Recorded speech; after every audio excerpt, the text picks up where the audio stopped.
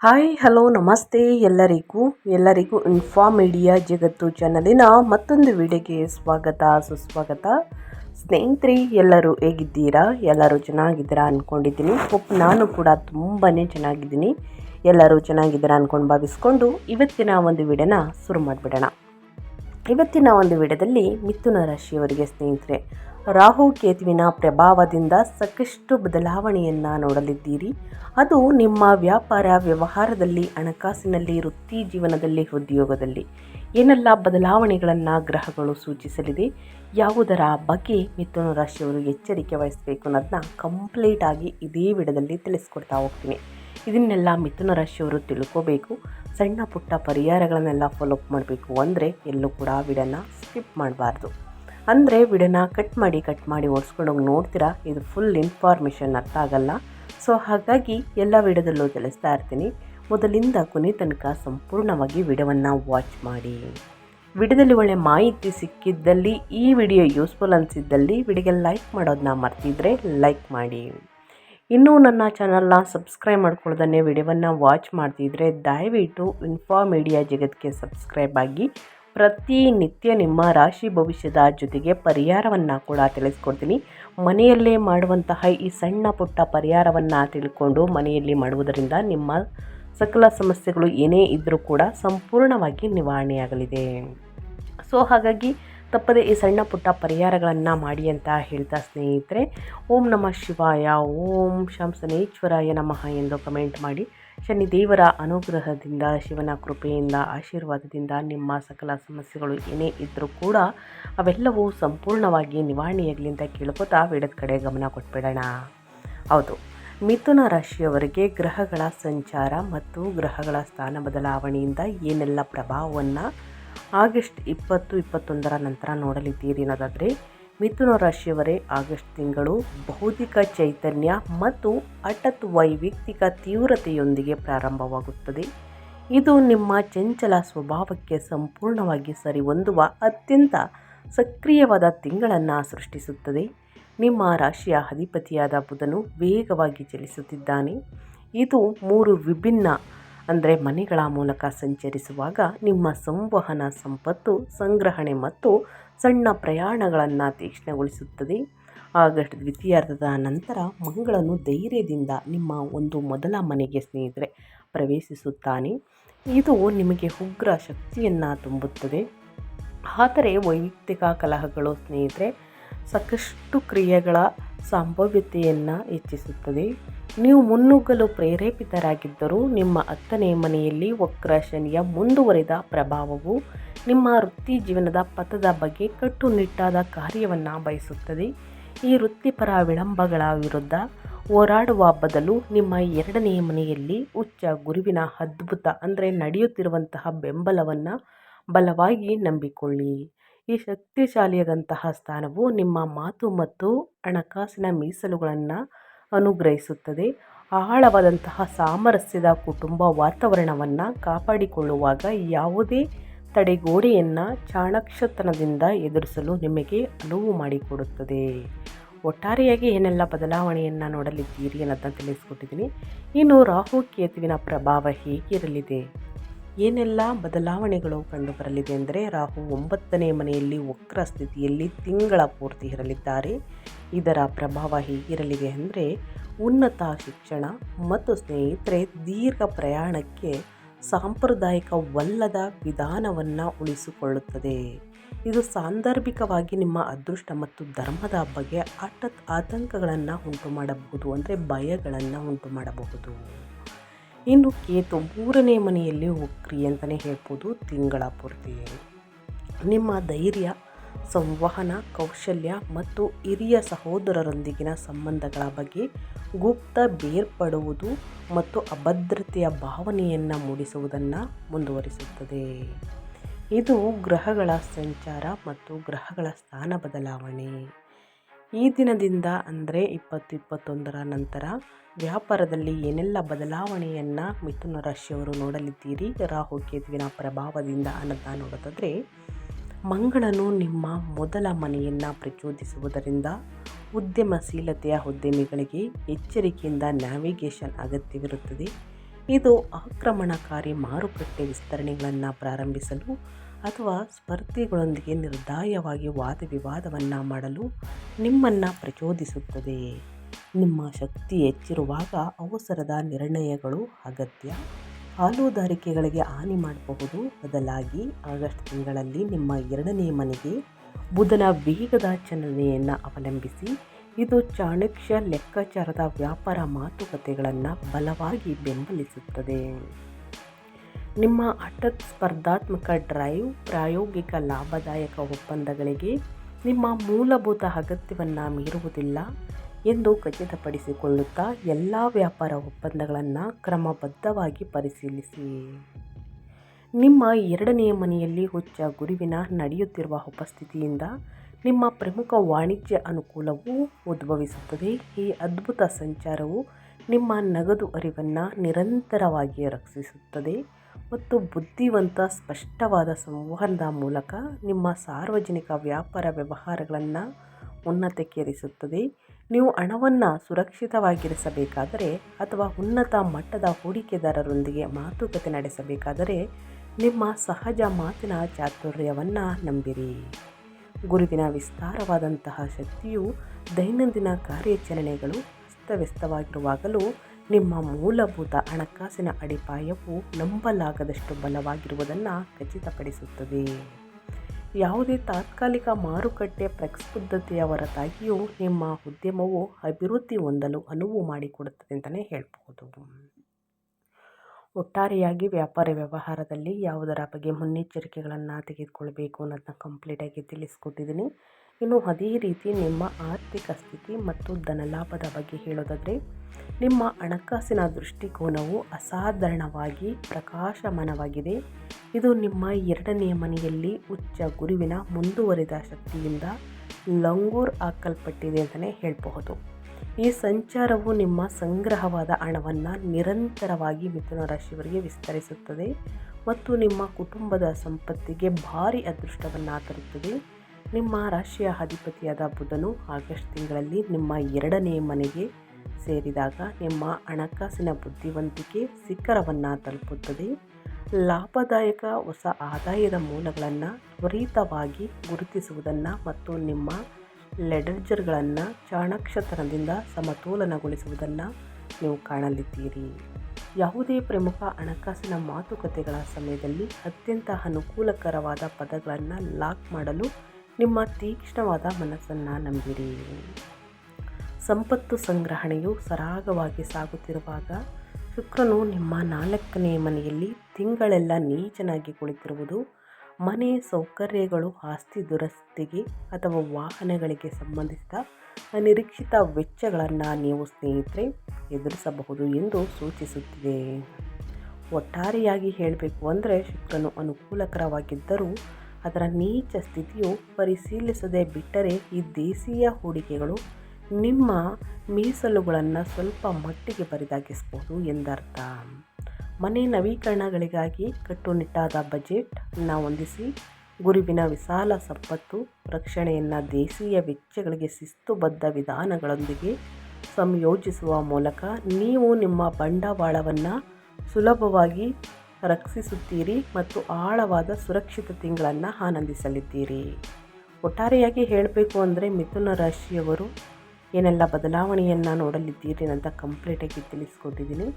ಇನ್ನು ಮೇಯ್ನಾಗಿ ನಿಮ್ಮ ಹೆಲ್ತ್ ಬಗ್ಗೆ ಹೇಳೋದಾದರೆ ನಿಮ್ಮ ಆರೋಗ್ಯದಲ್ಲಿ ಏನೆಲ್ಲ ಬದಲಾವಣೆಗಳು ಕಂಡು ಬರಲಿದೆ, ಯಾವುದರ ಬಗ್ಗೆ ಎಚ್ಚರಿಕೆ ವಹಿಸಬೇಕು ಅನ್ನೋದನ್ನ ನೋಡ್ತಾ ಹೋಗೋಣ. ಮಂಗಳನು ನಿಮ್ಮ ಮೊದಲ ಮನೆಗೆ ನುಗ್ಗುತ್ತಿದ್ದಂತೆ ಸ್ನೇಹಿತರೆ ಮಿಥುನ ರಾಶಿಯವರಿಗೆ ನಿಮ್ಮ ದೈಹಿಕ ಚೈತನ್ಯವು ಗಮನಾರ್ಹವಾದಂಥ ಆಘಾತವನ್ನು ಎದುರಿಸುತ್ತದೆ. ಈ ವಿಚಾರದ ಬಗ್ಗೆ ಬಹಳಷ್ಟು ಎಚ್ಚರಿಕೆ ವಹಿಸಿ.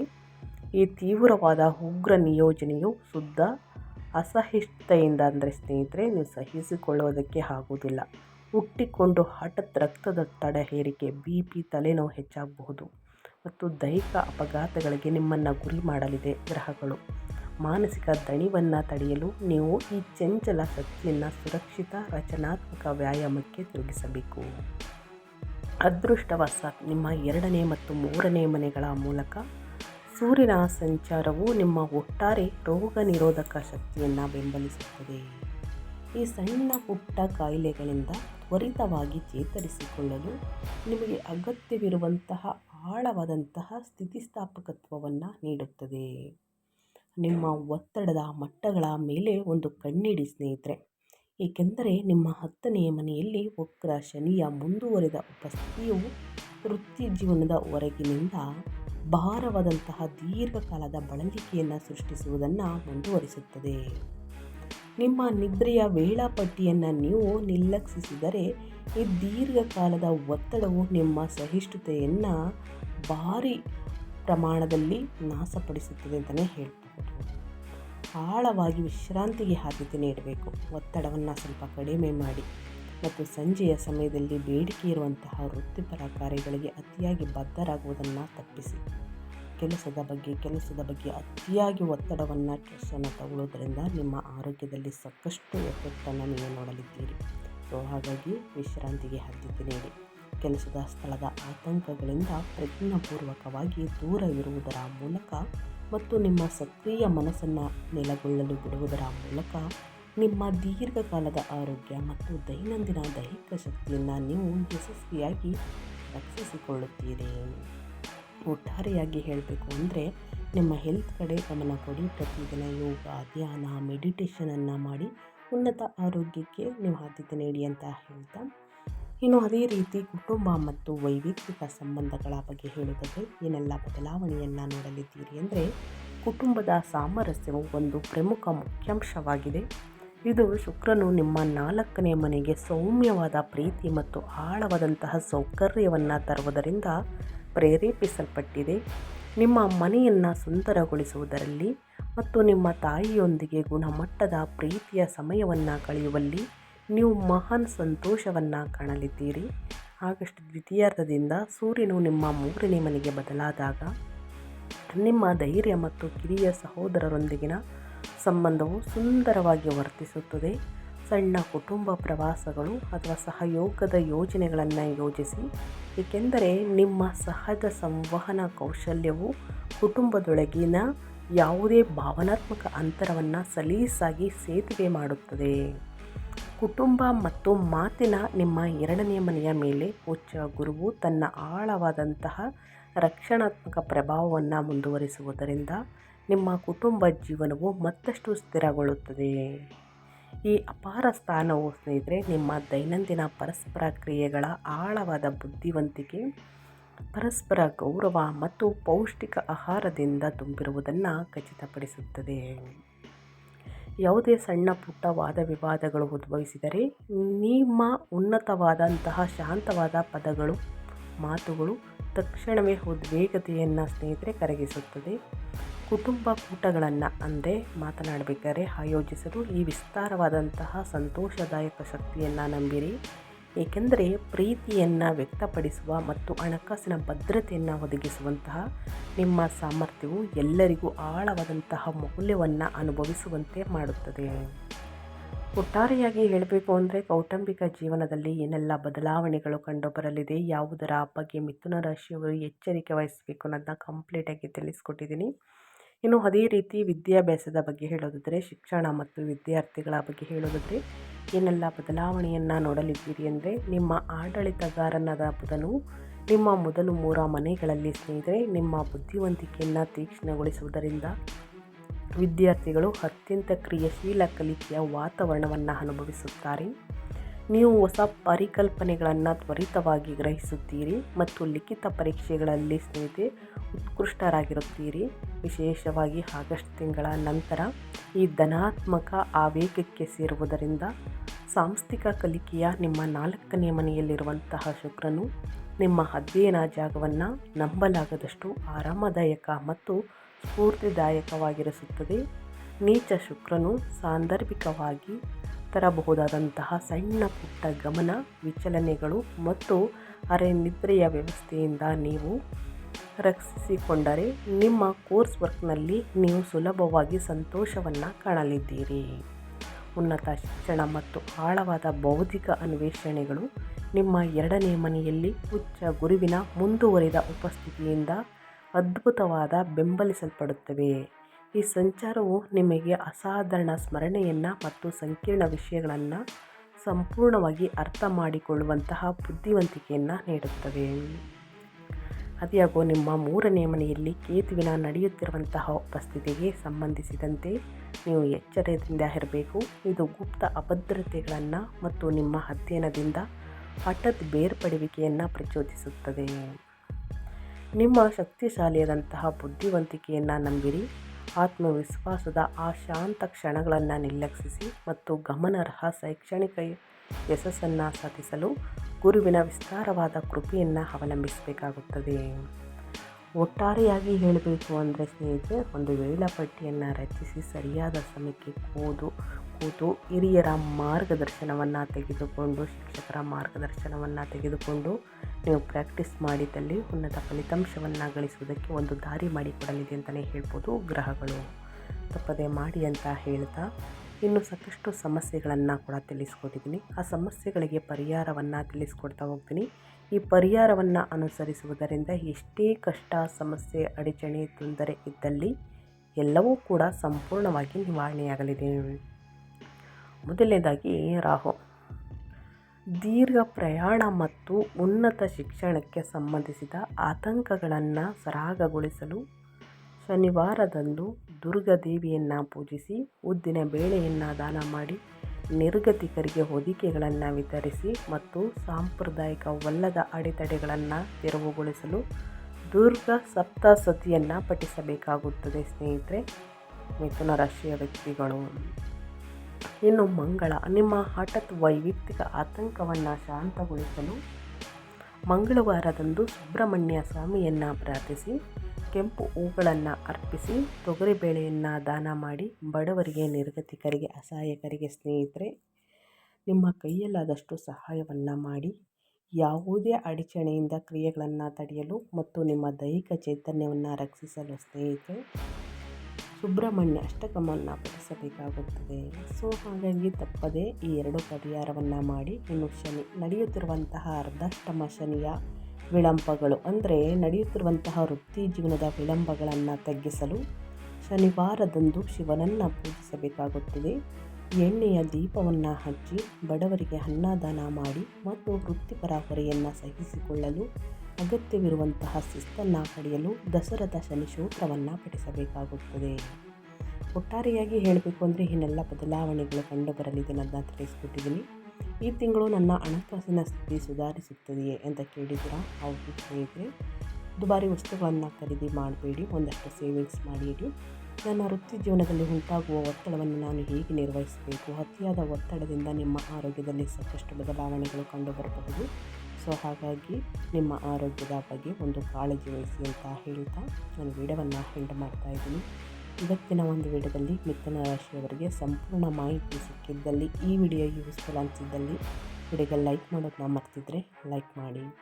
ಇನ್ನೂ ನನ್ನ ಚಾನಲ್ನ ಸಬ್ಸ್ಕ್ರೈಬ್ ಮಾಡ್ಕೊಂಡಿಲ್ಲ ಅಂದರೆ ಇನ್ಫಾ ಮೀಡಿಯಾ ಜಗತ್ತಿಗೆ ಸಬ್ಸ್ಕ್ರೈಬ್ ಆಗಿ ನಿಮ್ಮ ಅಭಿಪ್ರಾಯಗಳನ್ನು ಕಮೆಂಟ್ ಬಾಕ್ಸಲ್ಲಿ ತಿಳಿಸಿ.